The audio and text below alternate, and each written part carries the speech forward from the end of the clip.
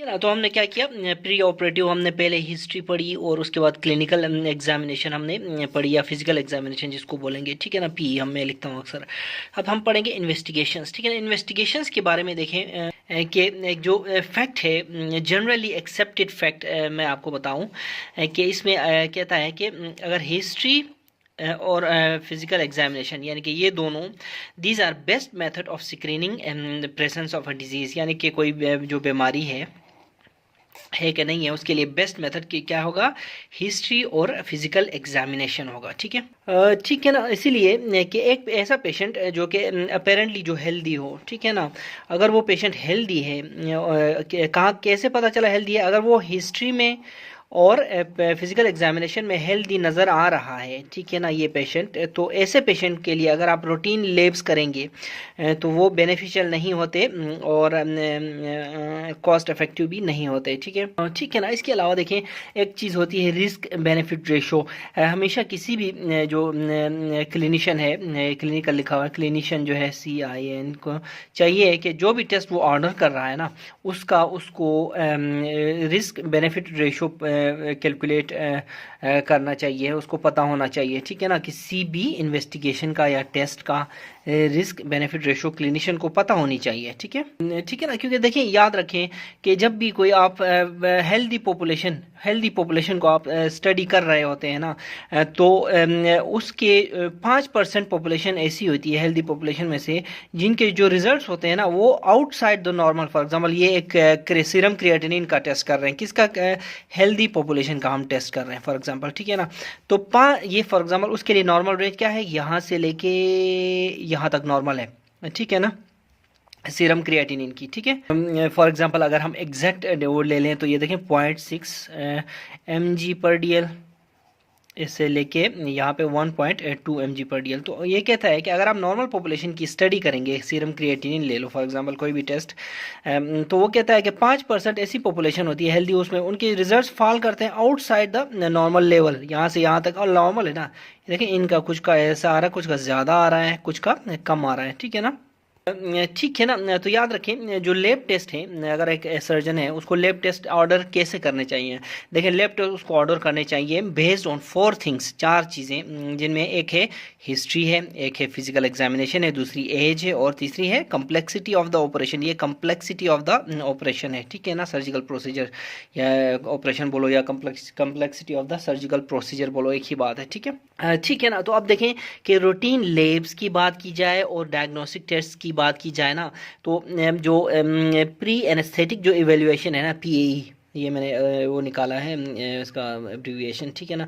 तो pre anaesthetic जो evaluation है, उसके लिए जो रूटीन टेस्ट और डायग्नोस्टिक टेस्ट, ये दीज आर नॉट रिक्वायर्ड, ठीक है ना, प्री एनेस्थेटिक इवेल्युएशन के लिए। लेकिन मेजर सर्जिकल जो प्रोसीजर्स हैं, ठीक है ना, बड़ी बड़ी लेप्रोटोमीज़ वगैरह या कुछ भी मेजर जो सर्जरी हैं, ठीक है ना, इनमें ये जो रूटीन टेस्ट और ये रिक्वायर्ड होते हैं, ठीक है ना, डायग्नोस्टिक टेस्ट ये रिक्वायर्ड होते हैं, ठीक है ना, क्योंकि इनकी during these operations organ failure हो सकता है पेशेंट का, ठीक है ना, इसीलिए टेस्ट्स इनके लिए रिक्वायर्ड होते हैं, ठीक है ना।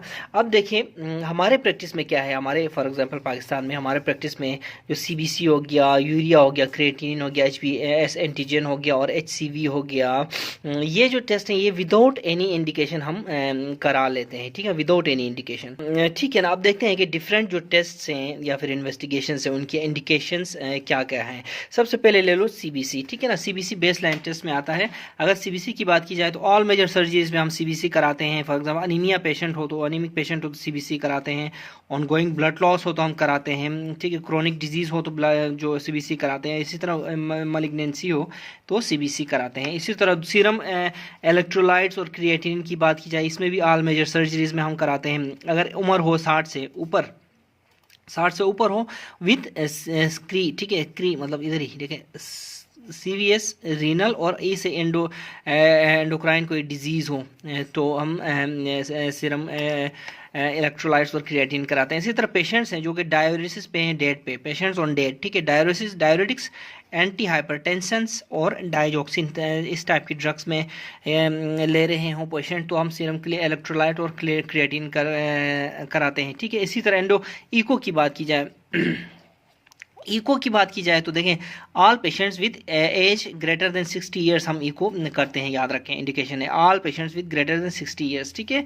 इसी तरह CVS या फिर रीनल या रेस्पिरेटरी डिजीज़ किसी पेशेंट को हो तो हम इको कराते हैं, ठीक है। और इसके अलावा डायबिटीज़ मेलाइटस हो पेशेंट को तो भी हम इको करा लेते हैं, ठीक है ना, ठीक है ना। तो देखें ना, ये बहुत इंपॉर्टेंट पॉइंट है इको। अगर आप एक पेशेंट का फॉर एग्जांपल लेप्रोटमी होना है, ठीक है, लेप्रोटमी होना है, ठीक है ना, फिलहाल हम किसी भी इसमें सर्जरी प्रोसीजर की से मिसाल लेंगे लेप्रोटमी की, तो अगर डॉक्टर कहे कि इको कराओ तो ठीक है ना, पेशेंट कहते हैं यार इको की क्या ज़रूरत है, दिस एंड दैट, तो यही रीज़न है कि उनमें से देखो all patients with age greater than 60 years, अगर कोई लेप्रोटमी होने जा रही है हम उसकी इको ज़रूर करवाएंगे। इसी तरह CVS का कोई इशू है, अच्छा रीनल कोई इशू है किसी भी पेशेंट का, इसमें ये एज फैक्टर ज़रूरी नहीं है, ये तो अबव देन 60 ईयर्स तो को खामखा करानी है ना इको, ठीक है। लेकिन 30 साल के पेशेंट को भी अगर लेप्रोटमी होनी है तो CVS इवेल्युएशन, CVS रीनल या रेस्पिरेटरी डिजीज़ उसको है तो हम उसकी इको कराएंगे पहले, सर्जरी से पहले, ठीक है। इसी तरह कोई डायबिटिक पेशेंट है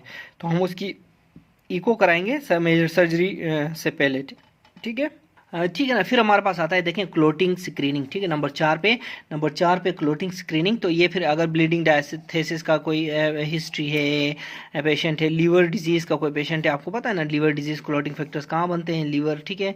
इसी तरह एक्लेम्सिया का पेशेंट है, ठीक है, और उसके अलावा DIC में जा सकता है ना पेशेंट, ठीक है, जिसकी वजह से हम ये क्लोटिंग स्क्रीनिंग कराते हैं। इसी तरह पेशेंट्स ऑन एंटी कोआगुलेंट्स, तो वो आपको तो पता है कि खामखा करानी पड़ेगी क्लोटिंग स्क्रीनिंग, ठीक है। फिर हमारे पास नंबर 5 पे चेस्ट एक्सरे है। चेस्ट एक्सरे देखें, हार्ट है ना, तो हार्ट की इवेल्युएशन करेंगे, ठीक है। अगर कोई कार्डियक हिस्ट्री है तो, अगर कोई रेस्पिरेटरी जो सिम्टम्स आ रहे हैं, ठीक है, हिस्ट्री या सिम्टम्स हैं पेशेंट को, सिम्टम्स लिखें, बुक में सिम्टम्स लिखा हुआ है, सिम्टम्स आ रहे हैं तो हम एक्सरे कराएंगे, ठीक है। इसी तरह COPD का पेशेंट है तो एक्सरे तो कराना पड़ेगा। पल्मोनरी मैलिग्नेंसी हो, कोई मेट्स हो या फिर प्लूरल इफ्यूजन्स हो तो हम पेशेंट का ऑपरेशन से पहले चेस्ट एक्सरे कराएंगे। फिर हमारे पास आता है प्रेगनेंसी टेस्ट। प्रेगनेंसी टेस्ट में क्या है कि all woman with child bearing age हो तो हम प्रेगनेंसी टेस्ट कराएंगे।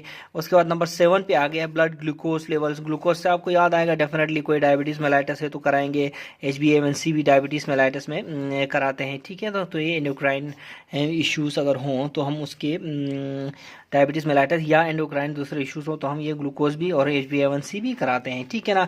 LFTs की बात की जाए जहाँ तक तो हेपेटाइटिस बोलो, जॉन्डिस बोलो और सिरोसिस बोलो, तो ये सब अगर पेशेंट में नज़र आ रहा है, ठीक है ना, तो फॉर एग्जाम्पल जॉन्डिस नज़र आ रहा है तो हम LFTs तो खामखा ही कराएंगे, ठीक है, सर्जरी से पहले, ठीक है ना। अब देखें एक बार पेशेंट की आपने क्या की, हिस्ट्री ली, अच्छा, उसके बाद पल्मोनरी फिजिकल एग्ज़ाम किया और इन्वेस्टिगेशंस आपने किए, इनिशियल जो इन्वेस्टिगेशंस हैं इनको इनिशियल इन्वेस्टिगेशंस या टेस्ट बोलो, ठीक है, एक बार किए। इनमें जो फाइंडिंग्स आपको मिलेंगी, findings in pulmonary physical examination या फिर clinical examination, findings in history, findings on labs, ठीक है ना, इनकी बेस पे हम क्या कर सकते हैं, एडवांस्ड टेस्ट करवा सकते हैं।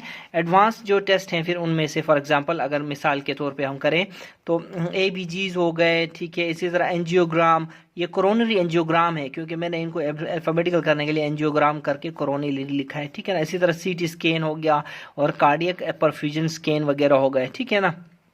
इस तरह के जो एडवांस टेस्ट हैं वो हम करा सकते हैं based on findings in history, clinical examination और इन्वेस्टिगेशंस, ठीक है ना। तो ठीक है ना, तो यही बात है। देखें, on the basis of history, on the basis of physical examination, on the basis of initial investigations, जो अमेरिकन सोसाइटी ऑफ एनेस्थीसियोलॉजिस्ट्स है इसने एक क्राइटेरिया बयान किया है, डेवलप किया है क्राइटेरिया। इस क्राइटेरिया के थ्रू हम physical status of the patient का अंदाज़ा लगा सकते हैं, ठीक है ना। बेस क्या है, हिस्ट्री, फिजिकल एग्जामिनेशन और इन्वेस्टिगेशंस, ठीक है ना, ठीक है ना। तो ये जो क्राइटेरिया है हम नेक्स्ट उसमें पढ़ेंगे, ठीक है ना, नेक्स्ट उसमें